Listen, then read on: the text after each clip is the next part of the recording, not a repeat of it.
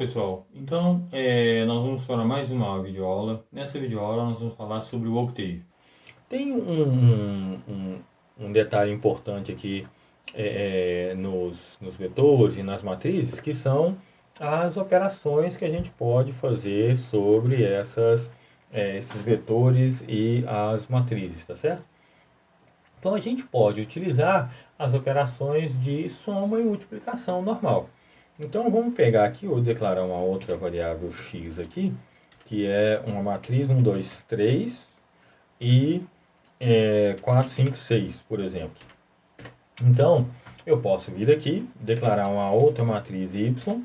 Então essa matriz vai ser, sei lá, 6, 7, 8, 9, 10 e 11, tá certo? Então, eu tenho uma outra matriz aí. Opa, esqueci do ponto e vírgula, do colchete para fechar. Bom, então eu tenho aí duas variáveis, uma variável x e uma variável y. Agora eu posso fazer a soma delas, por exemplo, x mais y. Então vai dar esses elementos aí. Posso fazer também x menos y, tá certo? Vai dar esses elementos aí. Posso fazer x vezes y. Opa, aí eu não posso. Por quê? Porque a gente sabe que para fazer multiplicação de matrizes, tanto matrizes quanto vetores, a gente tem regras específicas para isso, não é isso? Então, eu não posso multiplicar uma matriz 2 por 3 por outra matriz 2 por 3. Eu posso multiplicar uma matriz 2 por 3 por uma matriz 3 por 2. É isso? Então a gente precisa fazer a transposta do y para fazer aquela multiplicação. Como que a gente faz a transposta? A gente faz a transposta utilizando o apóstrofo. Então se eu fizer aqui que y recebe a transposta de y, agora a matriz y era uma matriz 2 por 3, agora ela é uma matriz 3 por 2. Agora eu consigo multiplicar o x vezes o y, tá certo? Bom, então eu vou pegar aqui, vou fazer a transposta desse cara aqui de novo, porque aqui a gente poderia ter feito isso direto na minha operação.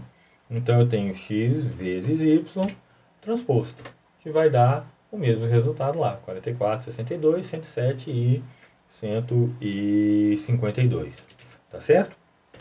Bom, agora existe uma outra operação, que é um outro conjunto de operações, né, esse que é o conjunto com o ponto, tá certo?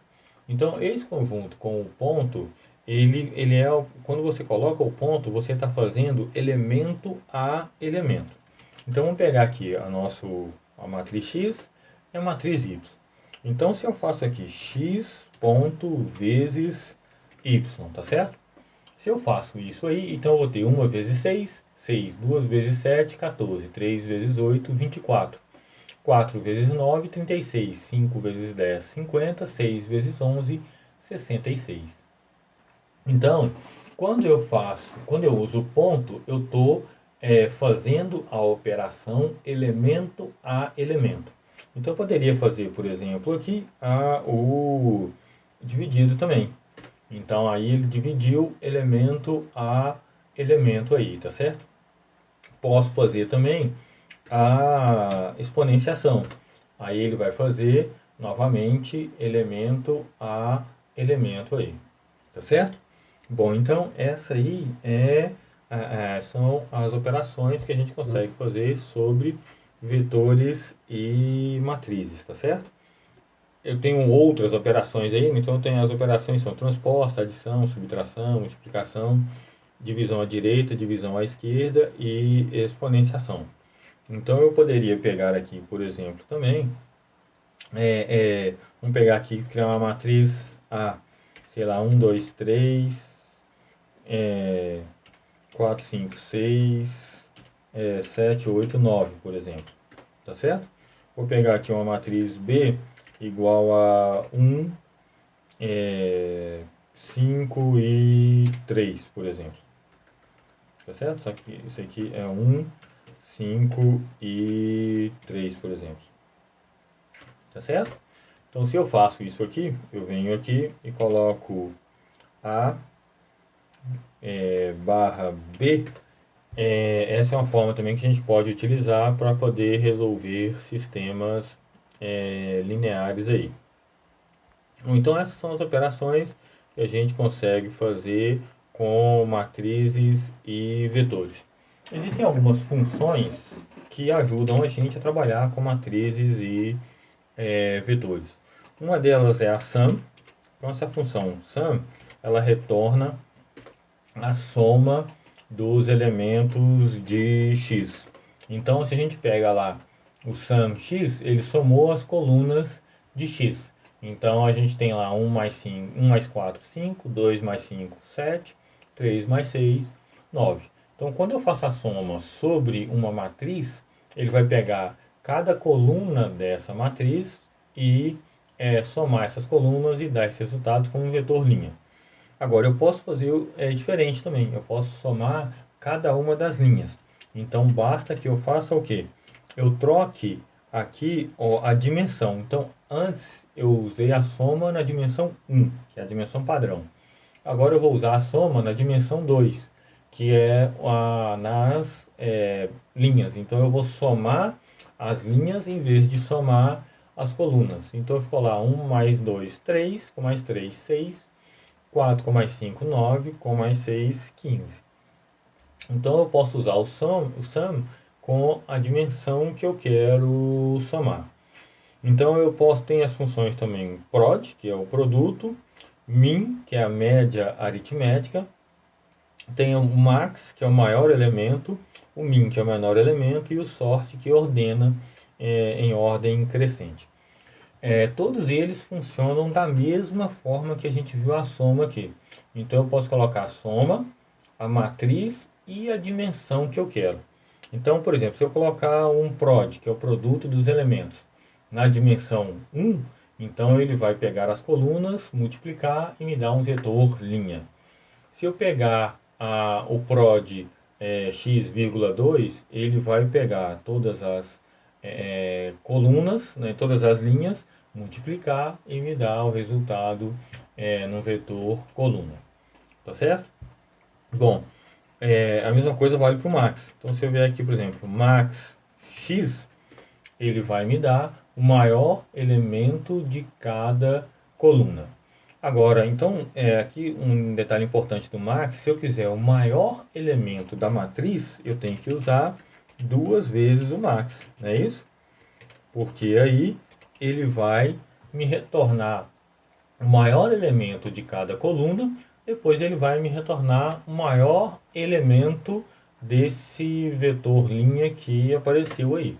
Então, o maior elemento da nossa matriz é o 6. Bom, existem também algumas matrizes que são especiais para a gente, que a gente utiliza muito também, que é, por exemplo, uns e zeros. Então, eu posso vir aqui, por exemplo, no B e criar uma matriz de uns. Então, para eu criar, eu vou criar uma matriz de uns 5 por 5. Então, basta colocar B, ones, 5. Então, eu crio uma matriz de uns 5 por 5.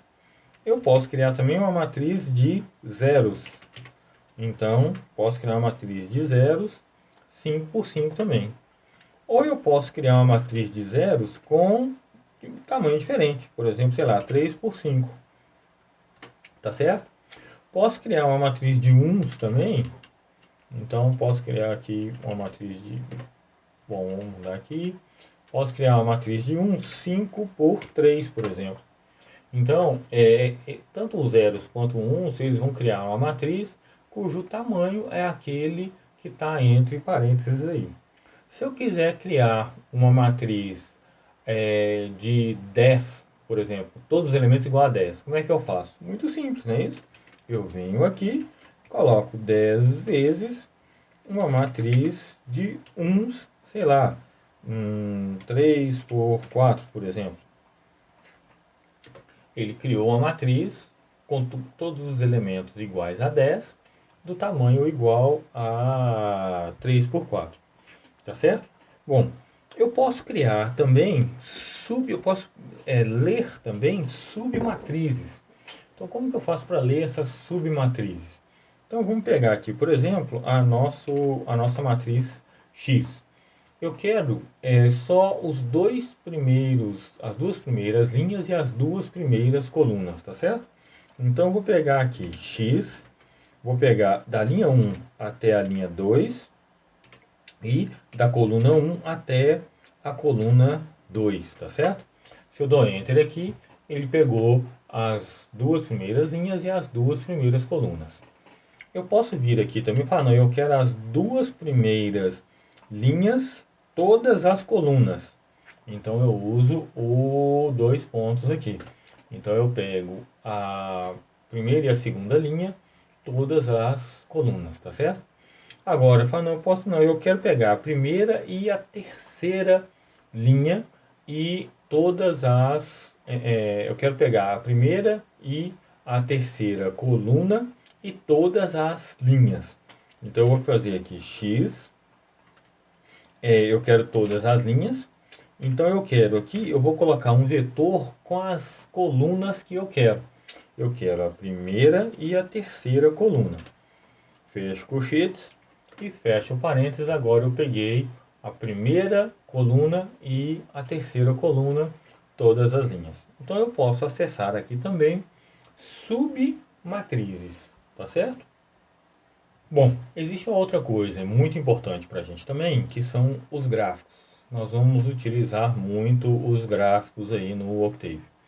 Existe uma série de funções para fazer gráficos, mas nós vamos aprender só uma, que é a mais simples dela, que é a plot, tá certo? Que é a que nós vamos utilizar também. Então essa função plot, ela serve para fazer um gráfico de uma variável, uma ou duas variáveis, x, y, ou mais variáveis, tá certo? Bom, então vamos definir aqui uma variável y igual a 0,0, por exemplo, 0,48, 0,84, 1,0, 0,91, 0,6 e 0,14, tá certo? Então, definir aqui o x, o y, perdão, que é um vetor aqui. Agora eu posso vir aqui e digitar plot y, tá certo? Então, se eu digito aqui plot y, o que vai acontecer? Ele vai imprimir o gráfico dessa função aí. Então, ele imprimiu aí o nosso y aí, tá certo? Então, observem aqui no gráfico, aconteceu um detalhe interessante, que é o seguinte, eu tinha só os valores das variáveis y, não é isso? Então, quais são os valores da variável x para essa variável y que eu coloquei? Então, como eu tinha só o y, ele assume que o x é incremental e com intervalo igual a 1. Ou seja, o primeiro x é igual a 1, o segundo y é igual a 2, o segundo x é igual a 2. Então, na verdade, o x para o primeiro y é igual a 1, o x para o segundo y é igual a 2, o x para o terceiro y é igual a 3, e assim sucessivamente. Por quê? Porque eu coloquei só os valores para y. Agora, eu poderia também colocar os valores para x e para y, ou uma variável qualquer aqui, não é isso? Eu vou limpar minhas variáveis ali, só para facilitar. Vou fazer um CLC aqui também. Então, eu vou criar uma variável t, que ela vai de 0 até 4π, com intervalo 0,05, tá certo? Então, ela vai até 4 vezes π. Bacaninha? Então, essa aí é minha variável t. A minha variável y, ela é o seno do t, tá certo? Então, eu tenho aí uma variável x e y, né? Isso, ou t e y, o nome tanto faz, né? Então, agora eu posso fazer um plot. Agora sim, eu vou colocar x e y, ou t e y. Se eu fizer o plot aqui novamente, o que vai acontecer? aqui na minha função, a gente tem agora plotado a minha função seno aí, tá certo? Então, eu tenho um plot TY e ele plotou a minha função seno. Bom, um detalhe importante aqui que vocês observaram aqui é que ele substituiu o valor, o gráfico anterior. Então, se eu executar vários plots diferentes, ele vai substituir ao gráfico anterior, a menos que eu use uma função que é a função hold, com a opção on. Então, eu posso vir aqui e colocar aqui hold on. Se eu faço isso, a partir de agora, se eu tentar plotar o gráfico de novo, então eu vou tentar lá plot y, tá certo? Então, se como eu fiz o hold on, aqui na minha função agora apareceu os dois gráficos juntos. Se eu vier aqui e fizer o hold off, ou seja, eu desliguei a função hold, não é isso? Então, se eu vier aqui agora e colocar o plot t e y, o que vai acontecer? Agora ele substituiu o gráfico anterior. Então a função hold on e hold off serve para isso. Bom, um cuidado que eu tenho que tomar aqui, não é isso? Se y é uma matriz e x é um vetor, ele plota sucessivamente as linhas ou colunas de y versus o vetor de x. Se x é uma matriz e y é um vetor, ele plota sucessivamente as linhas ou colunas de x versus os y, tá certo? Se x e y são matrizes de mesma dimensão, ele plota o x e y sucessivamente as colunas de x e de y. Se y é uma matriz e eu coloco o plot y, ele plota as colunas de y, não é isso? E os índices os índices de cada elemento da linha, como a gente acabou de ver. Ou então nós podemos utilizar também o plot com mais de um par de variáveis x, y diferentes. Então eu posso vir aqui, por exemplo, e colocar plot t, vírgula, seno de t. Aqui eu vou colocar vírgula t, vírgula, cosseno de t. Opa, aqui tem um detalhe importante, não é isso? Se eu quiser usar dessa forma, eu tenho que repetir sempre o valor de x e y, mesmo que os valores de x e y sejam, mesmo que o valor de x, perdão, seja igual para todas as curvas. Então eu tenho que repetir x e y. Então se eu ploto isso aqui, agora a gente vai ver que o gráfico agora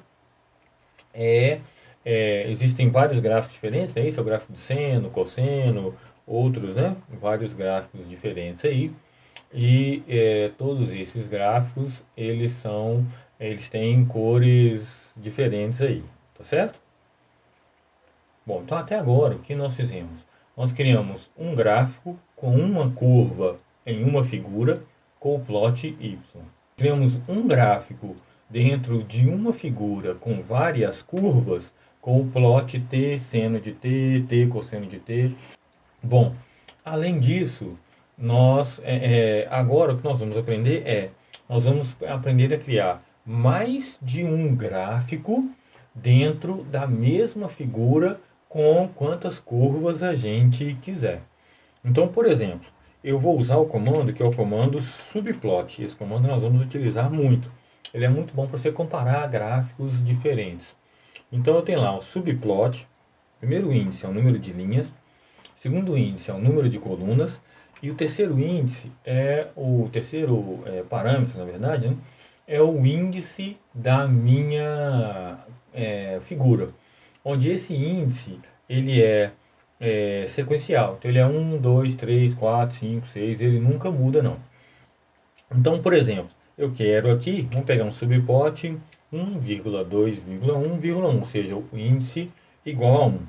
E eu vou plotar o t seno de t, por exemplo, aqui.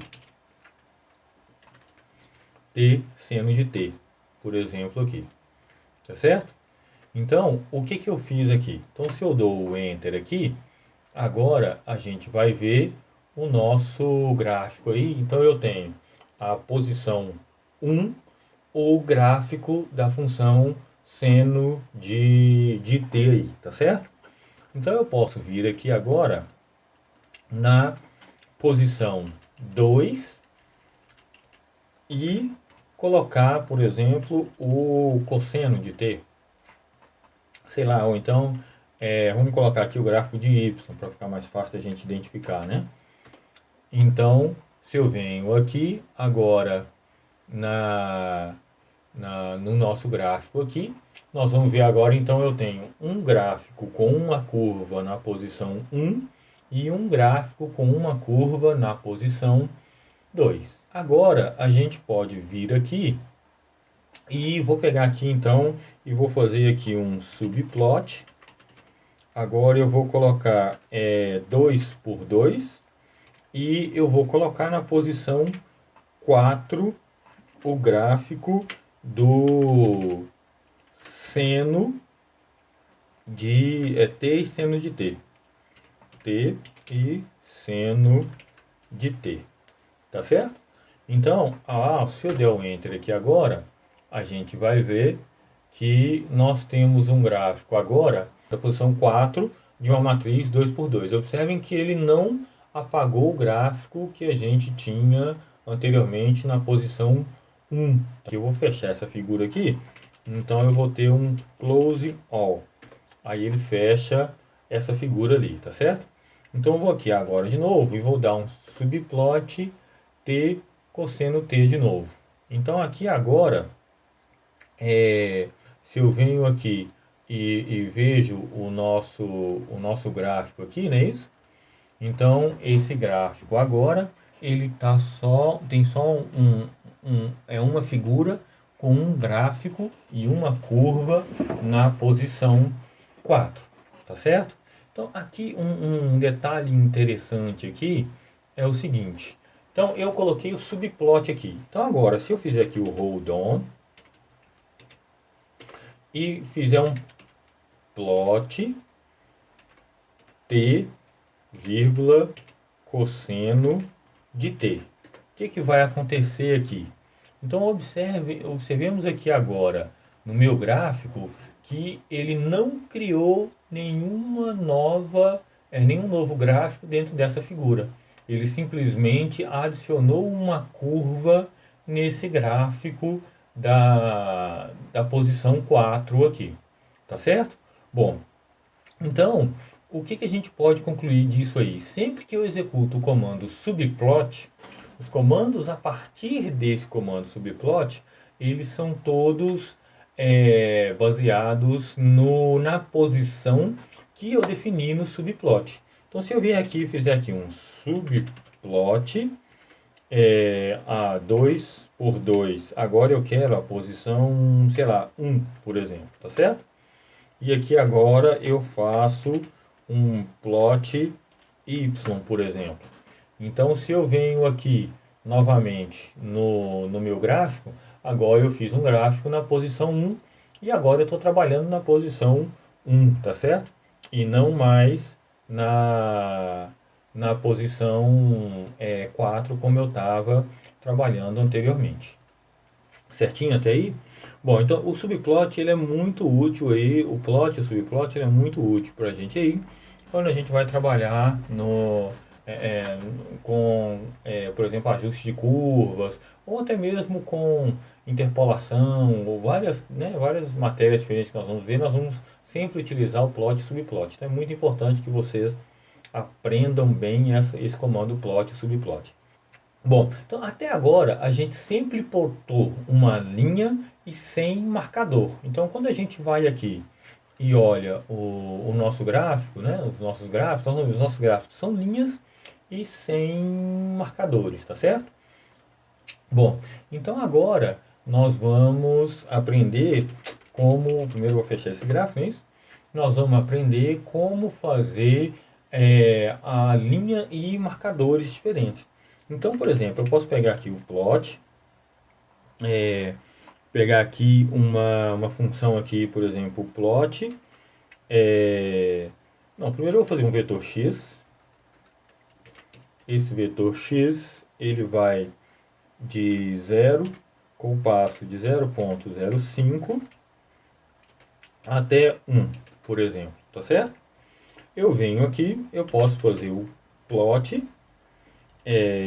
x, né, e o x ao quadrado, por exemplo. Eu quero cada elemento ao quadrado, então eu uso o ponto e o acento circunflexo ao quadrado, tá certo? Só que eu quero que eu use o marcador como sendo o asterisco e não tenha linha entre os marcadores. Então eu vou colocar aqui, por exemplo, asterisco K. Então, se eu faço isso aqui, o que é que vai acontecer? E agora eu dou Enter aqui, ele vai gerar um gráfico, tá certo? E esse gráfico, ele, ele é um gráfico não tem linha ligando os pontos aí, não é isso? E ele tem o marcador igual a preto e é um asterisco aí o marcador, tá certo? Bom, observem que a gente não tem, então, não tem linha. Ah, não, mas eu quero uma linha ligando os marcadores. Beleza.